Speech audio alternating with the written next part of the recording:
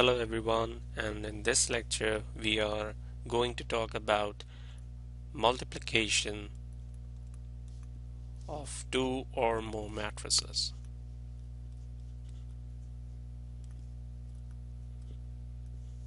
Alright, one key point which we need to remember is multiplication of matrices doesn't follow commutative property. So that means A times B not equals to B times A. So if you remember, we have discussed the commutative property in addition of matrices as well, where commutative property is true, but in multiplication of two matrices, commutative property is not true. Alright, so now let's start with how to perform the multiplication of two matrices. For multiplication of two matrices, the first step is to check the validity. If you remember, in addition of two matrices or subtraction of two matrices, we check the validity by considering the order of both the parent matrices, and if order of both the parent matrices are equal, then we can say addition or subtraction is true. Similarly, for multiplication, we also have a validity check. All right. So let's suppose we have a matrix multiplication equation A times B, and here we can say A is the first matrix and B is the second matrix, right? Or you can say if A is the first operand and B is the second operand in this multiplication equation. So for multiplication of two matrices to be true, the number of columns of the first matrix should be equals to number of rows of the second matrix. Alright, so this is the most important and the critical point which you need to remember in the multiplication of two or more than two matrices, that if we are required to multiply two matrices, first identify the first and the second operand and then check the number of columns of the first and the number of rows of the second. If they are equal, then we can say multiplication of two matrices is true. So let's take one example. Let's suppose we have matrix A 2 1 and 5 6, and we have matrix B as 2 6. Now if you consider the order of matrix A, the matrix A is in the order of 2 by 2 and matrix B is in the order of 1 by 2, right? Alright, so let's suppose we are required to find A into B and B into A. Alright, so let's take A into B first. Alright, since in A into B, A is the first matrix and B is the second matrix. Alright, and the validity check says that in order for the multiplication to be true, number of columns of the first matrix should be equals to number of rows of the second matrix, right? So if you see matrix A, it's in the order of 2 by 2, matrix B is in the order of 1 by 2, number of columns of A is equals to 2 and number of rows of B is equals to 1. Therefore, since columns of A is not equals to rows of B, therefore we can say A into B is not possible. Alright, now let's discuss B into A.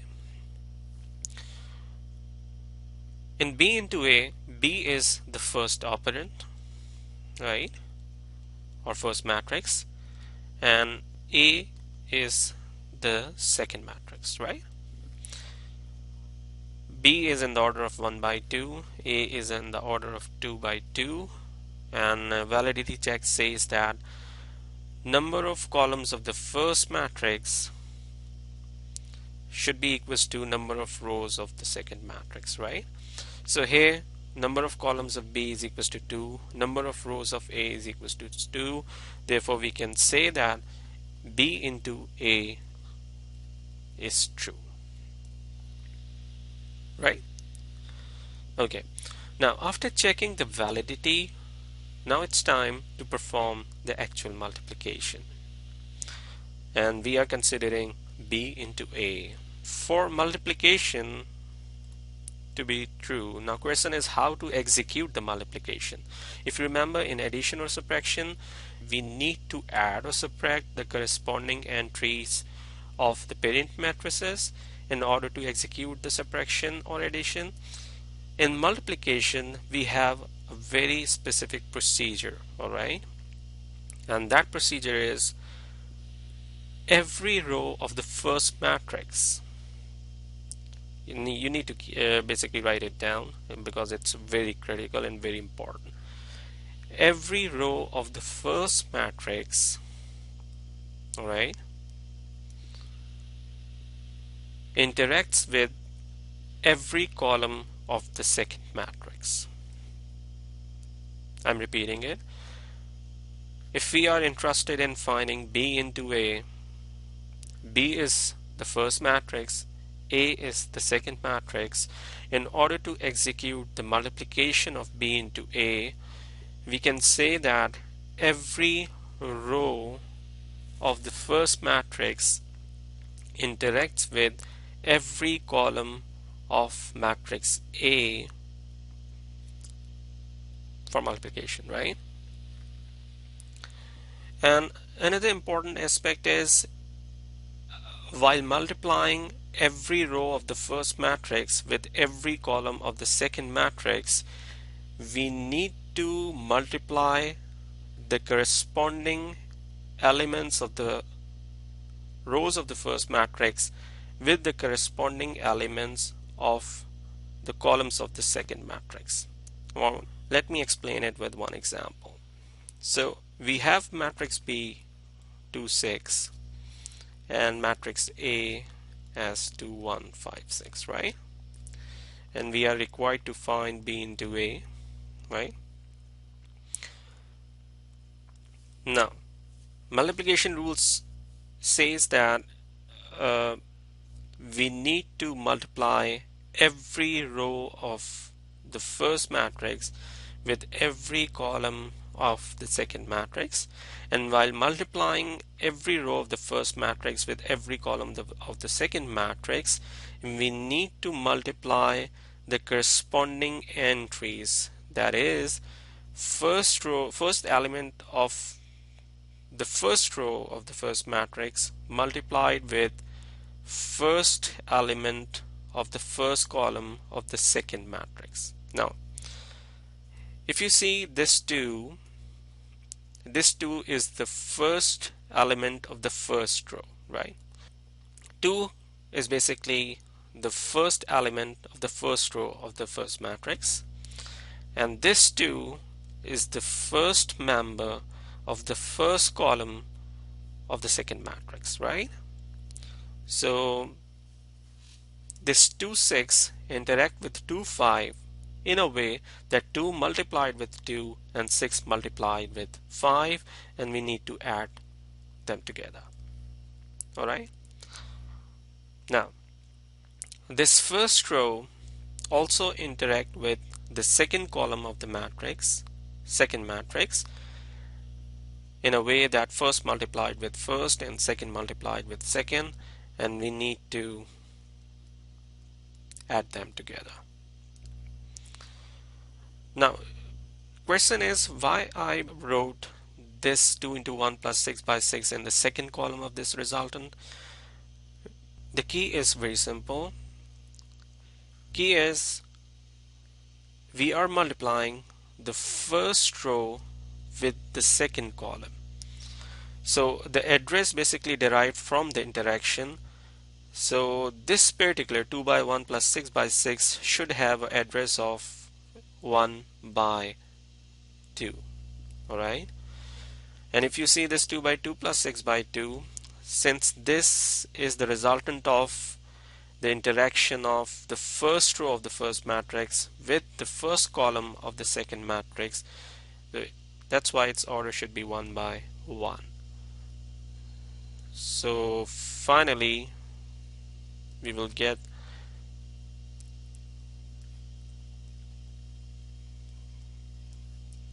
four plus 12 as 16 and 36 plus 2 as 38. So now here one key thing which we need to remember, this b times a, let's suppose this b times a is c, so this resultant matrix is in the order of 1 by 2, right? So the key which we need to remember is the resultant matrix in multiplication of two matrices. Resultant matrix always inherits rows from the first and columns from the second. So this is the key which we need to remember, that the resultant matrix always in the order of R1 cross C2. So let's suppose we have matrix A as 5 1 3 1, and we have matrix B as 6 and 1, right? If you consider matrix A order is 2 by 2 and matrix B is in the order of 2 by 1, right? Now if we require to find A times B, right, in the first step we need to check the validity, whether the multiplication is true or not, right? First matrix is in the order of 2 by 2, second matrix is in the order of 2 by 1, and for multiplication to be true, number of columns of the first matrix should be equals to number of rows of the second matrix. Since this is true in this scenario, we can say multiplication is true. Now before multiplying, if we are required to find the order of the resultant before multiplying, so we can easily find the order of the resultant matrix. How? Since we know that the order of the resultant is always number of rows of the first and number of columns of the second, right? So we can say that since number of rows of A, because A is the first matrix, number of rows of A are 2 and number of column is 1 for B or the second matrix, so therefore we can say order of resultant is 2 by 1, right? So this is very critical, like predicting or finding or identifying the order of the resultant matrix even before multiplying the two matrices. Now let's do the execution of the matrices here. 5 1 3 1, alright, times 6 1. Now what's the rule for execution? We need to multiply all rows of the first matrix with all available columns of the second matrix, right? Now here we need to multiply the first row of the first matrix with the first column of the second matrix and second row of the first matrix with the first column of the second matrix, right? Since we don't have a second column available in this second matrix, therefore we just need to focus on the first column, right? Okay, so if we start interacting 5 1 with 6 1, rule is multiply first with first and second with second and then add them together. Alright, so since first row is multiplying with first column, address should be 1 by 1, right? So this should be the first entry of the resultant. 3 1. If we start interacting 3 1 with the 6 1, first we need to multiply first with first and second with second and then add them together. Alright, since we are multiplying the second row with the first column, address should be 2 by 1. Alright, so resultant should be 30 plus 1, and 18 plus 1 implies 31 and 19. Alright, so this is about the multiplication of matrices. And if we summarize, there are some key aspects. Number one, for multiplication of two matrices to be true, number of columns of the first matrix should be equal to number of rows of the second matrix, right? Second, after multiplying the two matrices, the resultant matrix always inherit rows from the first matrix and columns from the second matrix. So we can say this is the resultant matrix order, right? So, and the third one is whenever we multiply two matrices, the rule of interaction is rows of the first matrix always interact with columns of the second matrix, and corresponding entries interact with each other. So that's all for this lecture, and in the next lecture we are going to talk about application of multiplication. Thanks for watching and happy studies.